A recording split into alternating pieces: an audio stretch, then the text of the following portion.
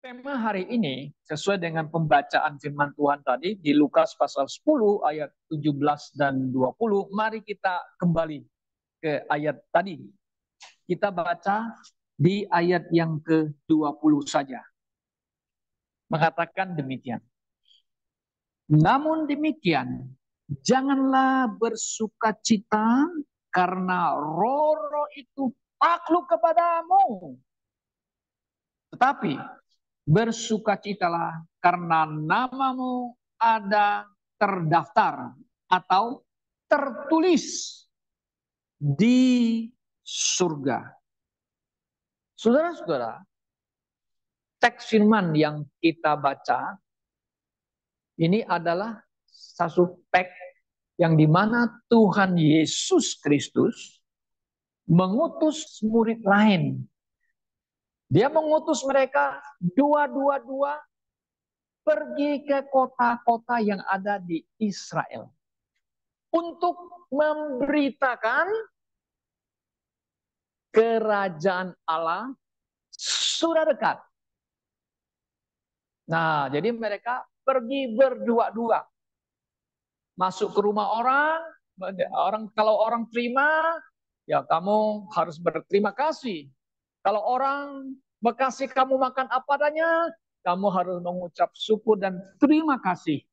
Dan juga Tuhan Yesus juga memberikan mereka kuasa untuk melakukan mujizat.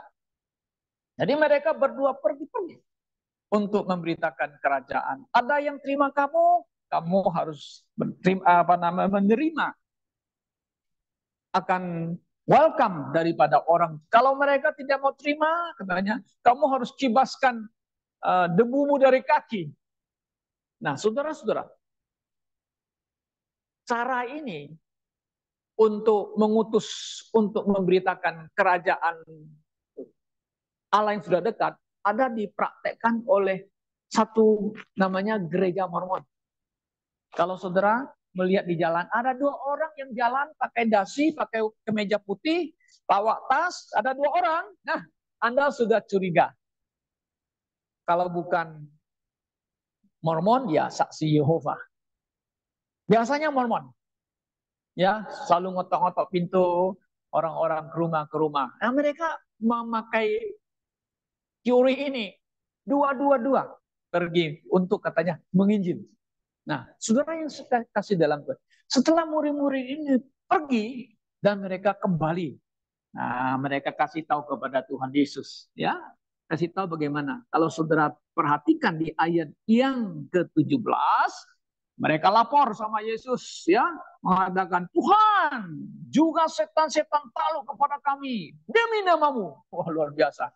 Saudara, ini ayat-ayat ini ya, konteksnya ini ya, adalah untuk 70 murid itu. Dan konteksnya pengutusan itu di tanah Israel. Tapi konteks ini telah disalahgunakan oleh sebagian gereja. Nah, kan Yesus mengutus kita pergi menginjil ke Kalimantan. Oh, pegang ular sana, pegang kalajengking. Ya, kuasa Tuhan menyertai kami. Oh, bukan begitu konteksnya. Konteks ini ada khusus untuk murid-murid Yesus yang ada di Israel saja, ya. Nah, setelah itu apa yang terjadi? Saudara, mereka happy, senang, ya. Oh, mereka bangga. Yesus luar biasa, kan begitu. Ya, setan-setan takluk dalam namamu. Nah, kemudian kan Yesus kan menjawabkan di ayat 20 kan, jangan bersukacita. Yesus katakan, karena roh-roh itu takluk kepadamu. Tetapi apa? Bersukacitalah karena namamu ada tertulis di surga. Nah, banyak orang Kristen bangga, wah kami melakukan mujizat. Seperti yang ditulis di Matius pasal 7. Mereka mengusir setan. Ya, mereka mengadakan mujizat. Tapi apa yang terjadi? Yesus bilang, aku tidak mengenal kamu. Enyaklah kamu. Nah, saudara-saudara yang saya kasih dalam Tuhan Yesus. Berarti apa ya? Berarti nama mereka nggak ada ya dicatat di surga ya. Walaupun mereka melakukan mujizat. Kenapa? Karena mereka adalah nabi-nabi palsu. Kan jelas nabi-nabi palsu. Saudara yang saya kasih dalam Tuhan Yesus Kristus. Nah sekarang kan begini. Yesus mengatakan ya, bersukacitalah karena namamu ada tertulis di surga. Nah sekarang tertulis di surga di buku apa? Kan begitu. Di surga ada buku apa? Di Alkitab ada mengatakan, di Wahyu nanti kita baca, ada beberapa kitab katanya. Kalau saudara baca di Wahyu pasal yang ke-17, 21 ada di sana. Nah, saudaraku yang saya kasih dalam Tuhan. Di dunia ini ada satu buku yang sangat terkenal sekarang. Yang mencatat orang-orang yang ahli, orang-orang yang ada kekhususan tersendiri. Dicatat di satu buku namanya Guinness Book of World Record. Itu mencatat orang-orang yang sangat ahli loh, terkenal. Para saintis yang hebat, para ilmuwan yang hebat, pada atlet-atlet yang punya satu kemampuan yang hebat dari orang lain. Itu dicatat di dalam Guinness Book of Record, World Record itu. Nah, saya kasih contoh saja, saudara. Ada satu orang namanya Rudi Hartono.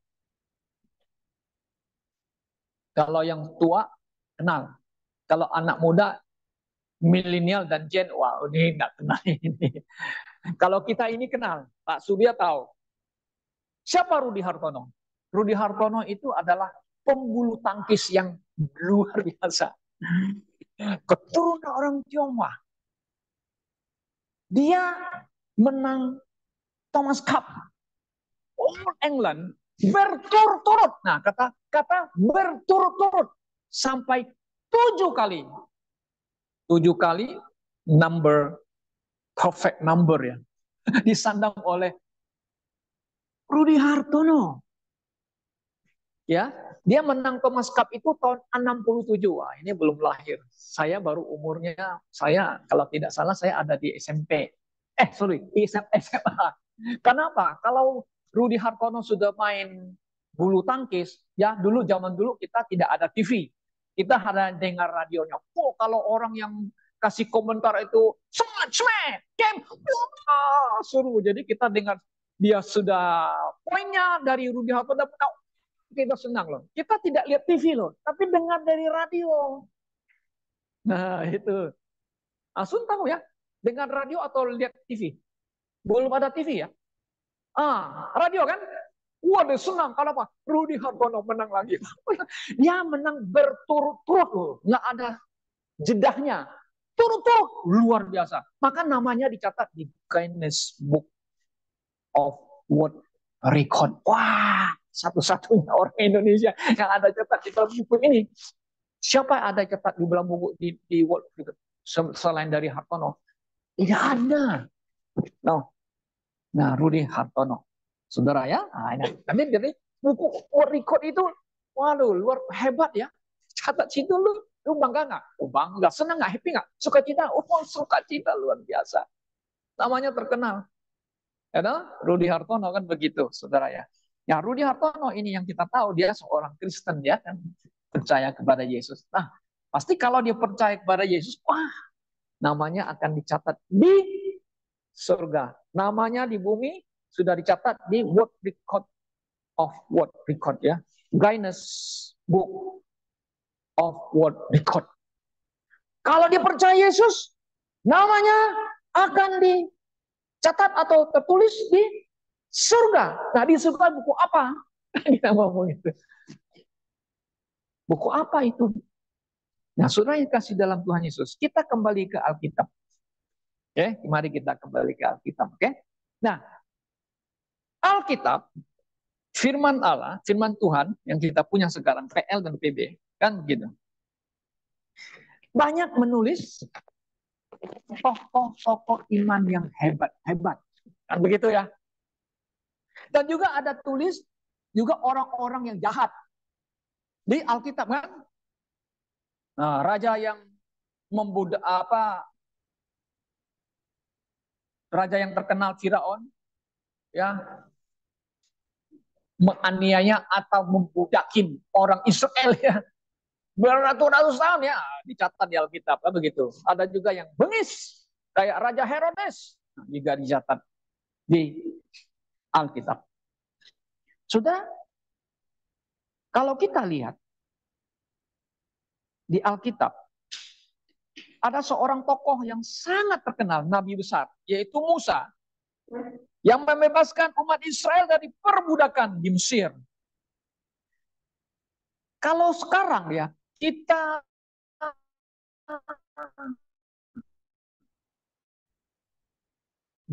bayangkan, ya, ini bisa membebaskan umat Israel dari tangan Firaun yang powerful pada masa itu, untuk membebaskan, membawa mereka ke Gunung Sinai, yang harus melewati padang gurun yang tidak ada hutan, kering kerontang, tidak ada sungai, dan sebagainya.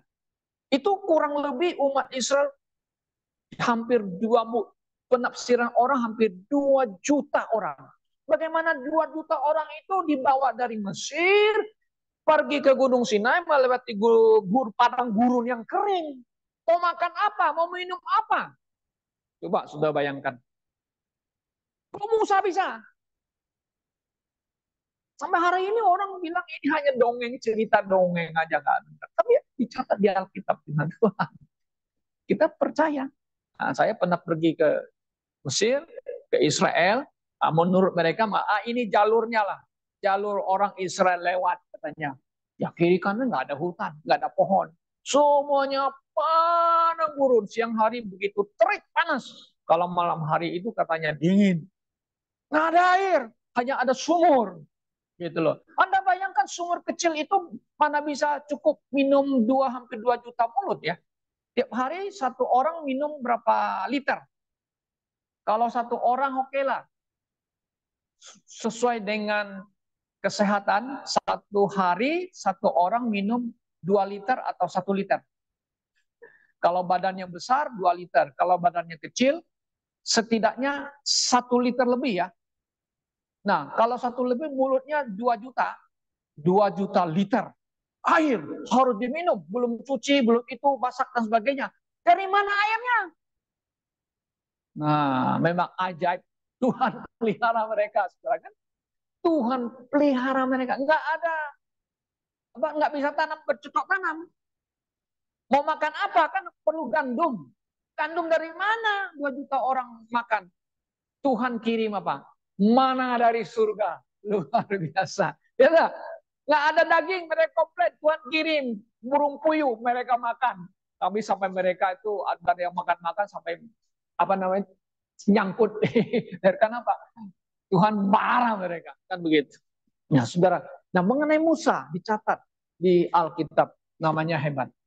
Namanya di atas. Banyak orang-orang tokoh beriman yang hebat dicatat di dalam juga di kitab ini, kita bilang kitab Alkitab, kitab ini, ya. Oke. Nah, sekarang saudara, ya, kalau kita kembali ke Keluaran pasal 32 ayat 33, itu waktu itu Tuhan itu agak kesel. Nah, kita bilang Tuhan itu agak marah sama umat Israel, ya. Dia mau menghapus nama mereka dan menggantikan Musa menjadi umat yang pilihannya. Musa nggak mau gitu loh. Nah, saudara baca, mari kita lihat Keluaran 32, ya, Kejadian. Kemudian kita lihat Keluaran pasal yang ke-32 ayat yang 33. Oke, Keluaran 32. Oke, saudara lihat di situ ayat 33, ya. Ada nggak ayat 33? Mana itu? Oke, 33. Nah, tetapi Tuhan berfirman. Nah, kita baca 32 dulu, ya. Tetapi sekarang kiranya engkau mengampuni dosa mereka. Nah, Musa mohon kepada Tuhan, ampuni dosa mereka, ya. Oke. Dan jika tidak, hapuskanlah kiranya namaku dari dalam kitab yang telah kau tulis. Nah, yang Tuhan tulis itu. Kemudian ayat 33. Tapi Tuhan berfirman kepada Musa, siapa yang berdosa kepadaku, nama orang itulah yang akan kuhapus dari dalam kitabku. Ah, ini kitabnya Tuhan. Jadi nama Musa sudah ada di kitabnya Tuhan. Nah, sudah ditulis di Alkitab, ada lagi satu kitab, kitabnya Tuhan di surga. Ya, kitabnya Tuhan di surga ya. Nah, jadi kitabnya di surga di Tuhan yang Tuhan tulis itu, kalau orang yang berdosa, namanya bisa dicoret. Nah, kalau bahasa sehari bisa dicoret, di erase ya, atau di tip X ya, di delete ya, kita bilang ya, dicoret. Nah, nama Musa ada situ, kalau gitu oke. Biarlah coret namaku juga. Nah, kalau Tuhan nggak mau ngampuni ya coret nama aku juga. Ada di dalam kitabnya Tuhan loh. Nah, kitabnya Tuhan. Nah, kalau kitabnya Tuhan ini sebenarnya kitab yang apa itu, saudara-saudara? Nah, kitab ini sebenarnya kalau kita lihat di Malaki itu 3:16 ya. Nah, coba lihat Malaki 3:16 ya. Maleaki itu kitab terakhir sudah dekat Matius ya. Sudah dekat dengan Injil Matius ya. Kitab Maleaki 3 ayat 16 ya. Coba kita baca. Oke. Nah, beginilah berbicara satu sama lain orang-orang yang takut akan Tuhan. Tuhan memperhatikan dan mendengarkannya. Sebuah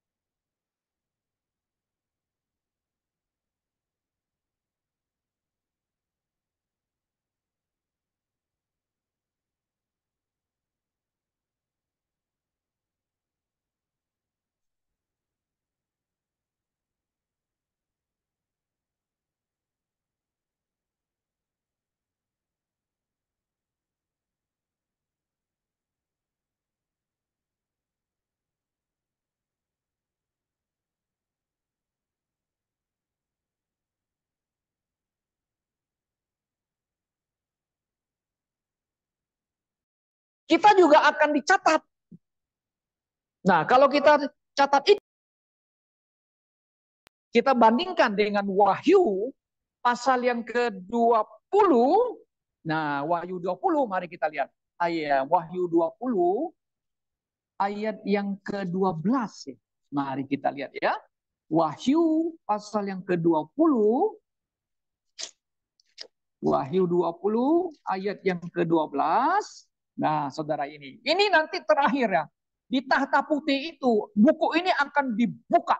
Nah, kita lihat ayat 12. Dan aku melihat orang mati besar kecil berdiri di depan tahta itu, lalu dibuka semua kitab. Nah, semua kitab. Ada beberapa kitab ya. Dan dibuka juga sebuah kitab lain, yaitu kitab kehidupan. Dan orang-orang mati dihakimi menurut perbuatan mereka berdasarkan apa yang ada tertulis di dalam kitab-kitab itu. Nah, kitab kehidupan ini, saudara, kalau kita cross check lagi ke Keluaran sampai Maliaki, oh, kitab kalau bahasa Inggris a book of a living. Jadi kitab ini mencatat kehidupan kita sehari-hari dari sejak kita lahir. Apa yang kita lakukan, apa yang kita buat, dicatat. Nanti di pengadilan akan dibuka. Si Ezra sejak masih kecil nakal, kan? Kan nakal kan nggak masalah kan, tulis nakal. Sejak masih kecil dia berantem sama temannya, kan gitu. Ada satu hari dia tidak mendengar nasihat orang tuanya. Kan dicatat semua kan? Loh, bandel dicatat, kan dicatat gitu loh. Oh, bohong, tidak jujur. Dicatat semua. Umur 12 tahun, dia percaya Tuhan Yesus, dibaptis oleh kungkungnya yang bernama Lifusin atau bahasa Indonesia Daniel Arianto. Dicatat, dicatat, dicatat semuanya. Dicatat. Setelah jadi orang Kristen, dicatat lagi nggak? Oh, masih dicatat. Catat, catat, catat. Begitu loh. Nah, saudaraku yang saya kasih dalam Tuhan Yesus Kristus. Jadi ini adalah satu kitab yang mencatat kehidupan manusia. Orang Kristen atau juga orang tidak Kristen. Dicatat, saudara-saudara. Nanti di akhir zaman, akan zaman yang terakhir itu, ditatap putih, semua itu akan dibuka. Dan dibuka ya, dan akan dihukum menurut perbuatannya. Oke? Nah, tentu ada lagi kitab yang lain. Nah, kitab yang lain itu maksudnya apa? Yaitu adalah kitab kehidupan yang kekal. Itulah yang dimaksud oleh Tuhan Yesus Kristus. Namamu bersukacitalah. Namamu ada tertulis di mana? Kitab kehidupan yang ada di surga. Ada nama yang dicatat, ada, yaitu yang memori itu, diary itu. Kitab peringatan, kalau TB menerjemahkan di Maleakhi. A book of remembrance. Ya, Ibu Prima juga mencatat orang-orang kudus. Orang kudus catat ya, saudara. Nah, kemudian apa yang kita lihat lagi? Nah, ada kitab namanya The Book of Life. Kitab kehidupan. Kitab kehidupan ini ada di Wahyu pasal 20 juga, di ayat yang pasal yang sama kita baca. Nah, nampaknya ini harus banyak orang pikir itu buku yang sama. Nah, buku yang sama ya. Mari kita lihat itu tadi kan yang pasal 20 ayat yang ke-12. Coba kita lihat di ayat yang ke-15. Ya, ayat 15. Dan setiap orang yang tidak ditemukan namanya tertulis di dalam kitab kehidupan, itu ia dilemparkan ke dalam lautan api.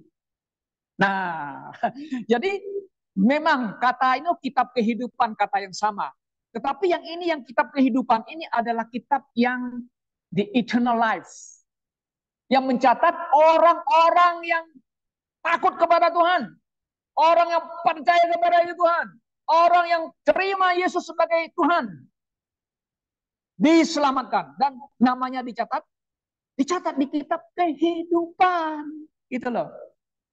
Eternal. Itu menyangkut kepada hidup yang kekal. Maka itu Yesus mengatakan, bersukacitalah, namamu dicatat, gimana? Ada catat di surga. Itu buku kehidupan. Itu buku kehidupan. Bagaimana kita bisa tahu itu? Coba kita lihat di Filipi pasal 3. Sorry, Filipi pasal 4 ayat 3. Oke?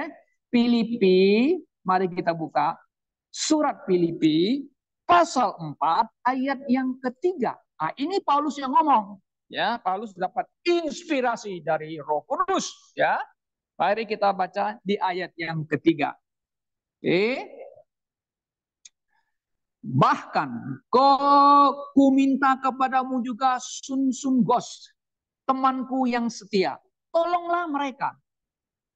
Karena mereka telah berjuang dengan aku. Dalam apa? Pekabaran Injil. Bersama-sama dengan Clemens dan kawan-kawanku sekerja yang lain. Yang namanya tercantum, tercantum nama itu. Atau tertulis dalam apa? Kitab kehidupan.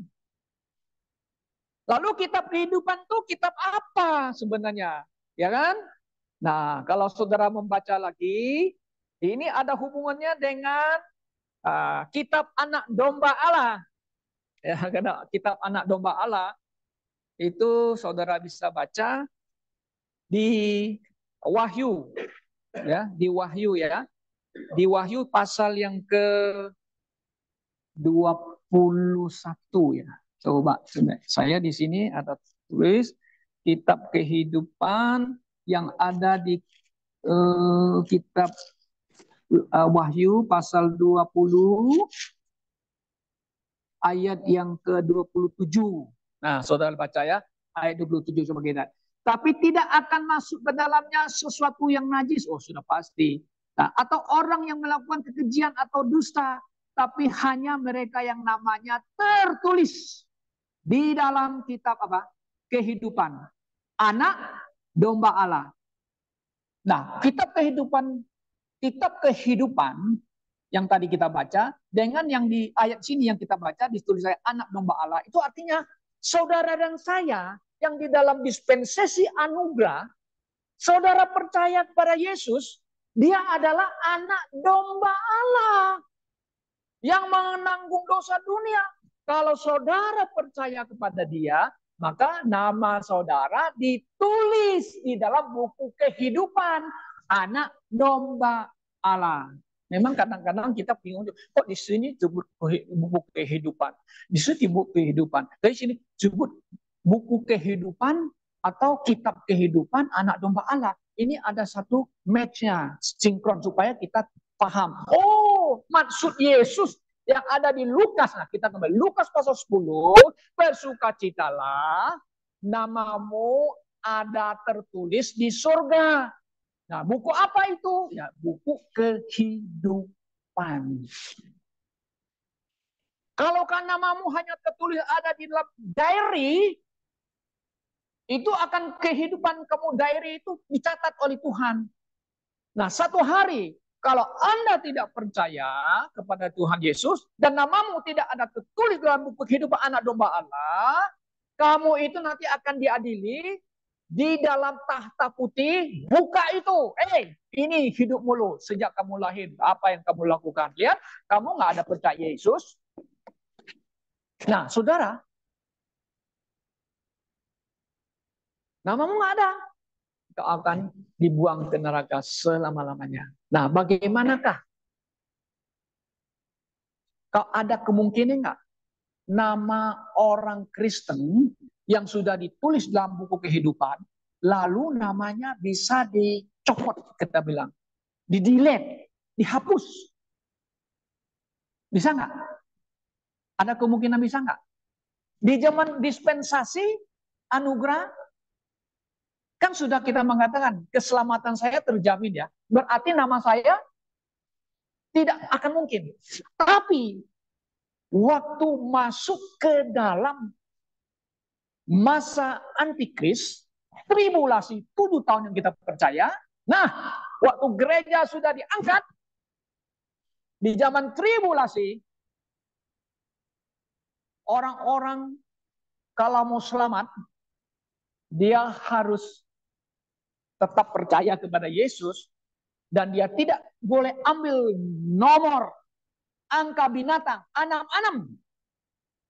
Bila Anda ambil, kamu akan